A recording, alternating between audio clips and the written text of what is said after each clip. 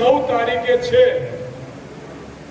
પણ આ શિક્ષણની નગરીની અંદર વર્ષોથી આપણે સૌએ ભેગા થઈને એક નીવ મૂકી હતી કે આપણે 9 તારીખ પહેલા આદિવાસી દિવસ ઉજવી અને આ સંસ્કૃતિને સમગ્ર વિશ્વમાં આગળ લઈ જઈશું. એ કાર્યક્રમમાં એક વિચાર સાથે દરેક જગ્યાએ રેલી નીકળે છે, નૃત્ય થાય છે, સંદેશ અપાય છે, પણ આ ધરતી પર એક વિચાર અપાય છે અને વિચાર માટે સમગ્ર વિચારકોના અલગ અલગ સામાજિક તમામ એ નિર્માણકર્તાઓ અહીંયા ઉપસ્થિત છે અને ખાસ કરીને આપ સૌ આ દેશના મૂળ માલિકો, મૂળ નિવાસીઓ અહીંયા ઉપસ્થિત છો. આપ સૌને વંદન અને પ્રણામ. આદિવાસી કેમ્પ આ કાર્યક્રમની જે નીવ મુકાઈ, આ કાર્યક્રમનો વિચાર મુકાયો, યુવરાજસિંહ અહીંયા ઉપસ્થિત છે, મહિપતસિંહ અહીંયા ઉપસ્થિત છે, તમામ આગેવાનો અહીંયા ઉપસ્થિત છે. કેમ આ કાર્યક્રમ સરદારની ભૂમિ યુનિવર્સિટી થી આણંદ સુધીના હોલ સુધી કેમ રેલી, કેમ આ વાત, કેમ આ કાર્યક્રમ, કેમ આ ચર્ચા? એનો ઉદ્દેશ હતો કે વિચારક જ દેશનો સાચો પાયો હોઈ શકે છે. વાચક અને વિચારક જ્યારે દેશમાંથી મટી જાય છે ત્યારે દેશ ગુલામ થઈ જાય છે. ને આજે બહુ ગર્વ સાથે હું કહી શકું છું, અહીંયા અનિલભાઈ ઉપસ્થિત છે, એમની જગ્યા પર ઉભા થાય. અહીંયા ગબ્બર ઉપસ્થિત છે, સરપંચ ઉપસ્થિત છે, આવા ઘણા યુવાનો અહીંયા ઉપસ્થિત છે. અને આજે આટલા વર્ષો પછી હું છાતી ઠોકીને કહી શકું છું કે આજે આદિવાસી વિચારક આ દેશના મૂળ વિચારકોને ગામડે ગામડે લઈ જનારા આ યુવાનો આજે ચટ્ટાનની જેમ તૈયાર થઈ ગયા છે. આ વિચારની તાકાત અને આ તાકાત સાથે કહું છું, હું પોતે આ વર્ષો પહેલા નિર્ણય કર્યો ત્યારથી અમે સંદેશ સાથે ગયા હતા કે ભીલ પ્રદેશ બનવો જોઈએ, બનવો જોઈએ અને બનવો જોઈએ. અને જે ભાઈ કાંગલાઓ કહેતા હોય કે ભીલ પ્રદેશ એ દેશનો ટુકડો છે, મારી ચેલેન્જ છે, ચર્ચા કરવા સ્ટેજ પર આવે, હું જવાબ આપવા તૈયાર છું. દેશ અલગ નથી માંગતા. જો મણિપુર ઝારખંડ થઈ શકતું હોય તો મધ્યપ્રદેશની બોર્ડર થી લગાય, ગુજરાતની બોર્ડર થી લગાય, રાજસ્થાનની બોર્ડર થી લગાય અને મહારાષ્ટ્રની બોર્ડર થી લગાય અને 27 સીટો ઉપરાંત આદિવાસી ભીલ પ્રદેશ થઈ શકે છે. અને આ વાતની નીવ મૂકવા માટે અમે આ ચર્ચા કરીએ છીએ. અને વિદ્યાર્થીઓ, તમને હું ખાસ સંદેશ આપવા આવ્યો છું, ગુમરાહ ના થઈ જતા. આગેવાનો અહીંયા બેઠા છે, એમને કહું છું, મારા વિદ્યાર્થી સાથીઓ છે, તમે વિચાર લઈને નીકળ્યા છે, કહું છું, આજે એક દોગલી વાતો બહુ બધી નીકળી છે. અમે તો રાજકીય નથી કરતા, અમે તો બિન રાજકીય છીએ. પછી રાજકારણ એટલે રાજ્યની નીતિ, અને રાજ્યની નીતિમાં શું આવે? સમાજ, ધર્મ, જાતિ, પ્રાંત, શિક્ષણ, આરોગ્ય, વ્યવસ્થા, સુવિધા, સ્વતંત્રતા, માનવતા અને સંવિધાન એટલે રાજ્યની નીતિ. એટલે તમારા ઘરમાં બાળક જન્મે ત્યારથી એ રાજ્ય નીતિમાં જન્મે છે, કારણ કે એ દાખલો લે છે જન્મનો. એટલે રાજકારણ વગર કશું જ નથી. પણ રાજકારણ એટલે ટાંટિયા ખેંચવા નહીં, રાજ્યોની નીતિ પર વાત કરવી, ચર્ચા કરવી, સંમતિ કરવી અને સંવિધાનની રક્ષા કરવી એટલે રાજનીતિ. અને કરીએ છીએ ને કરીશું. કારણ કે જન્મથી જ હોય છે.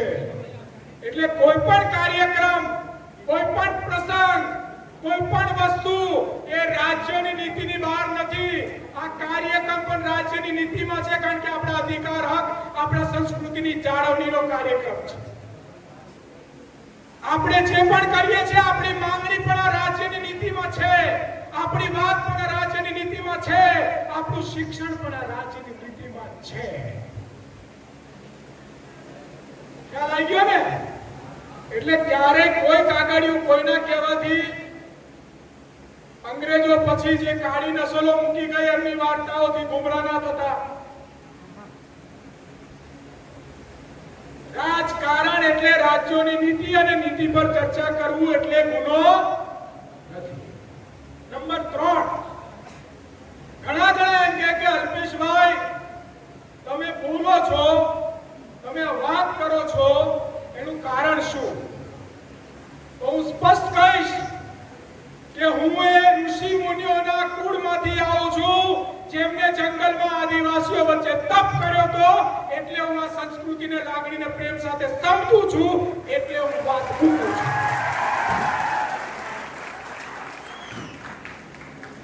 હવે એક વાત, મહિપતસિંહ, યુવરાજસિંહ, તમે અહીંયા ઉપસ્થિત છો, તમામ આગેવાનો ઉપસ્થિત છે. આ ફોટો લગાવો છો, એ કોનો ફોટો છે? આ ફોટો કોનો છે? જોરથી બોલો. બિરસા મુંડા. કેટલા જણા માને છે બિરસા મુંડાને?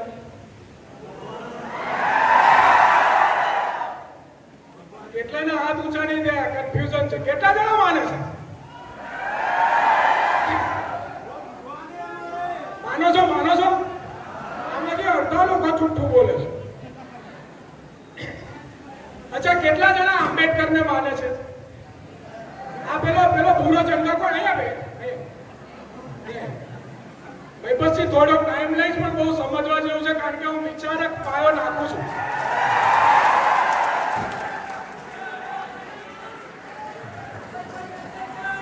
જય ભીમ, જય ભીમ, જય ભીમ, જય ભીમ.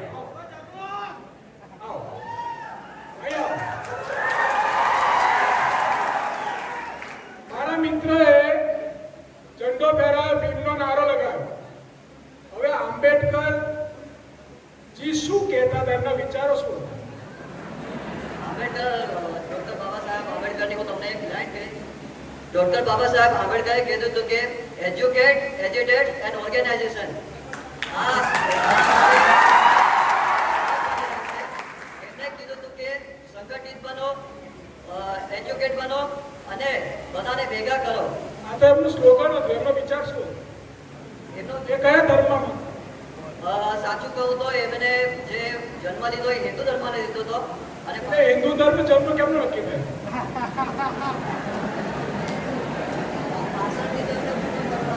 પાછળથી એમને બુદ્ધિસ્ટ ધર્મ અપનાવ્યો હતો. મિત્રો, આજે જે તમારી સાથે હું વાત એટલા માટે કરવા આવ્યો છું ને દુઃખ એટલા માટે છે, બિરસા મુંડાજીને કેટલા જણા માને છે? હવે હાથ ઊંચો કર્યો તો કરો, તો પાછો કરો.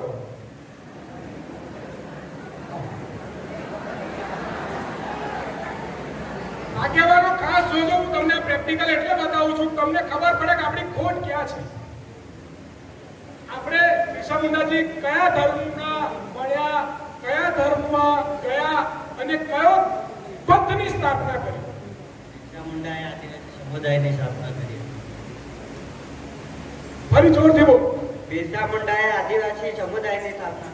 અનિલભાઈ આવો ને ઉપર આવો, જલ્દી આવો ને. આવો, આ જરૂરી છે. તમે બધા યુવાનો થઈ આવો. એ પહેલા કયા ધર્મમાં? પછી કેમ? એમનો મુખ્ય ઉદ્દેશ શું હતો?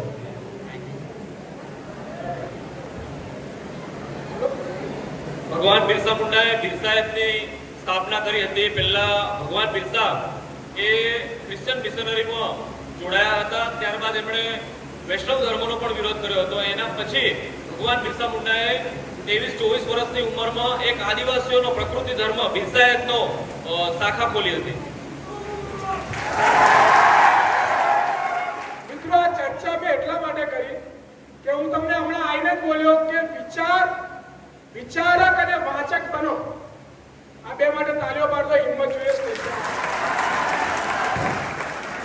વિચારક અને વાચક બનો. જ્યારે એમને ક્રિશ્ચિયન ધર્મનો અપના અને ક્રિશ્ચિયન ધર્મ જ્યારે ભણ્યા, એના પછી ધર્મ પરિવર્તનના વિરોધમાં એમને છોડ્યું. એના પછી એ વિષ્ણુ ધર્મમાં ગયા. વિષ્ણુ ધર્મ પર જ્યારે લોકો જમીનો અને એની પર કબજો કરતા હતા ત્યારે છોડ્યું અને એમને પ્રકૃતિ, માનવતા, એકતા, પ્રેમના પંથની સ્થાપના કરી. એટલે દરેક ધર્મનો મુખ્ય ઉદ્દેશ માનવતા છે, પણ એ ધર્મના શાસકો જ્યારે ધર્મની સાચી નીતિ ભૂલી ક્રૂરતા, અહંકાર, હિંસા અને સત્તા કરવા બેઠા, એ સમયે આ બાબતનું ધ્યાન મૂકવામાં આવ્યું. એટલે ખાસ આજનો સંદેશ એ છે કે આપણે આપણા સમાજમાંથી વાંચન અને વિચાર મૂકવો પડશે.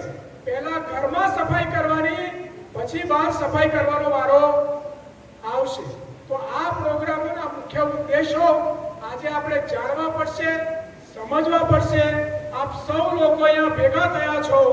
આપ સૌને એક જ સંદેશ છે કે આવો સાથે મળીને વિચારક અને વાચક બનીએ, બદલવા માટે નીતિઓમાં આગળ વધીએ અને આપણે એક સાચા વિચારથી આ મહાપુરુષોને વાંચીએ.